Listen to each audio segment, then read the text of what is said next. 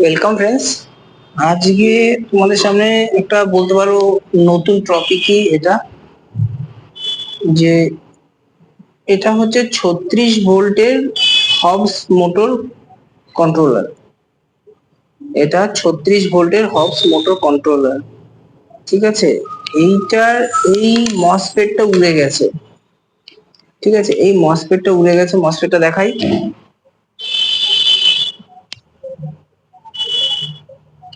RU7, দেখতে পাচ্ছ RU7 কিছু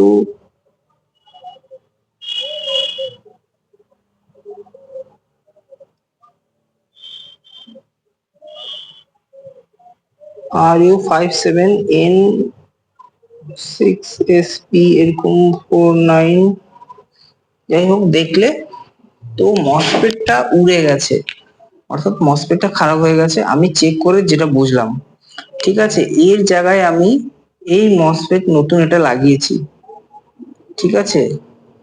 এর জায়গায় আমি নতুন একটা মসফেট লাগিয়েছি, তো তারটা এখনো কাটিনি, তোমাদের দেখাবো বলে, তাই জন্য আমি ভিডিওটা আগে করে নিলাম, তারপর আমি কাটছি, ঠিক আছে। এবার এই মসফেটটা যে এটার সাথে ম্যাচ করেছে সেটা বুঝবে কি করে? হ্যাঁ ঠিক, সেটা বুঝবে কি করে যে এটার সাথে ম্যাচ করেছে? এই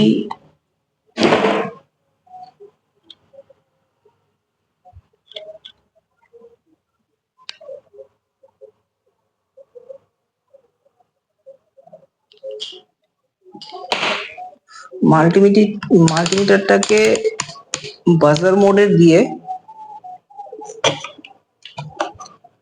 এখানটা টেস্ট করতে হবে। এই মসফেটে কিন্তু মাঝখানটা হচ্ছে প্লাস হয়, ঠিক আছে। মসফেটের মাঝখানে প্লাস হয়, ঠিক আছে।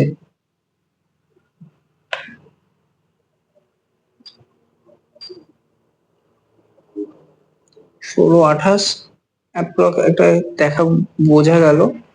16 28 18 72, এটাও ঠিক 18 99।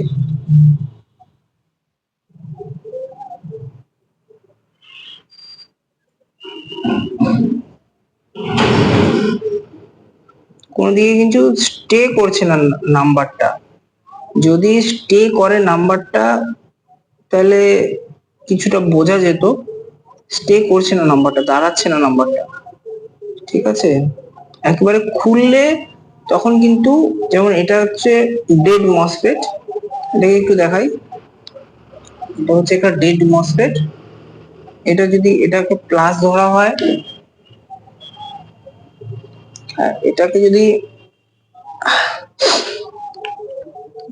প্লাস ধরা হয়, এটা হচ্ছে প্লাসের সাথে কানেক্টেড আছে, এটা দেখাচ্ছে এটার সাথে শর্ট আছে, ঠিক আছে। তাই জন্য এ পুরো বিপ সাউন্ড করছে, এটার সাথে কোনো কানেকশনই দেখাচ্ছে না। এখন দেখাচ্ছে। এই মসফেট কিন্তু একটু চার্জ হয়ে থাকে, ঠিক আছে, একটুখানি চার্জ হয়ে যায় এইগুলো। এই দু জায়গায় ও শর্ট দেখাচ্ছে, এই মসফেটের এই মেইন জায়গায় আর এই জায়গায় কখনো একে, এটাতে তো গ্রাউন্ড এটার সাথে কানেক্টেড আছে এটা, কিন্তু এটা পুরো জিরো দেখাচ্ছে, তার মানে এখানটা শর্ট আছে কিছু, ঠিক আছে। যদি এটার যদি এরকম শর্ট থাকতো তাহলে এটার যদি তোমার মেন ধরা হতো,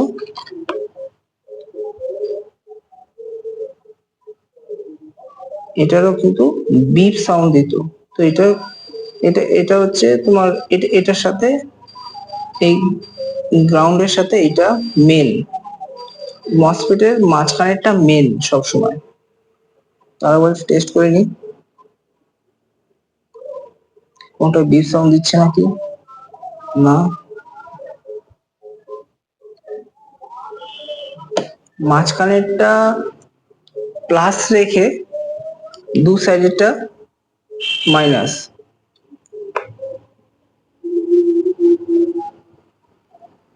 কোনোটা কিন্তু গ্রিপ দিচ্ছে না।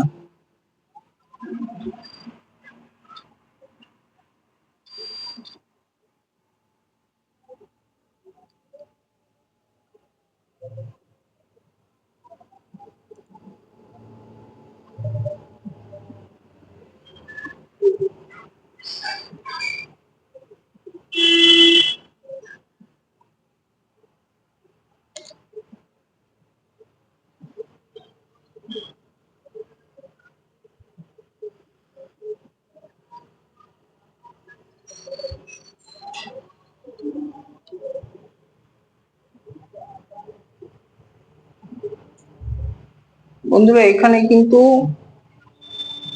এটা কিন্তু ঠিক হয়ে গেছে, ঠিক আছে। মসফেটটা কিন্তু এটা ঠিক হয়ে গেছে, মসফেট ঠিক হয়নি, এটাকে চেঞ্জ করা হয়েছে, এই মসফেটটা গেছে। তো আমার ইউটিউব চ্যানেলে তোমরা ভিডিও পাবে যে একটা ঠিক আসল মাল্টিমিটার কি করে সিলেকশন করতে হয়, ঠিক আছে। এটা এটা মাল্টিমিটার সিলেকশন করাটা অত্যন্ত গুরুত্বপূর্ণ, কারণ মাল্টিমিটার যদি ঠিকঠাক রিডিং না দেয় তুমি বুঝবে এটা খারাপ হয়ে গেছে, আর সেই বুঝে সেটাকে চেঞ্জ করে দেবে, কিন্তু আসলে যে সেটা খারাপ না সেটা বুঝতে গেলে একদম ভালো মিটার চাই, ঠিক আছে। ভালো মিটার কি কি করে মানে সিলেকশন করতে পারবে সেটা আমার ইউটিউব চ্যানেলে একটা ভিডিও করা আছে, সেটা একটু দেখতে পারো, দেখলে তোমাদের হেল্প হবে, ঠিক আছে। অনেকে কমা দামের মিটার কিনেছে, ভেবেছে যে বাস সেম সেম কাজ করবে, ঠিকঠাকই কাজ করবে, কিন্তু না বন্ধুরা, মিটার থেকেই তুমি বুঝতে পারবে যে জিনিসটা আসলে ঠিক আছে কিনা খারাপ। তো এটাই ছিল আজকের ভিডিও আপাতত।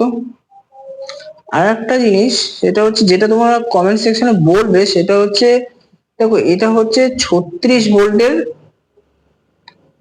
মানে কন্ট্রোলার, এটা হচ্ছে 36 ভোল্টের কন্ট্রোলার।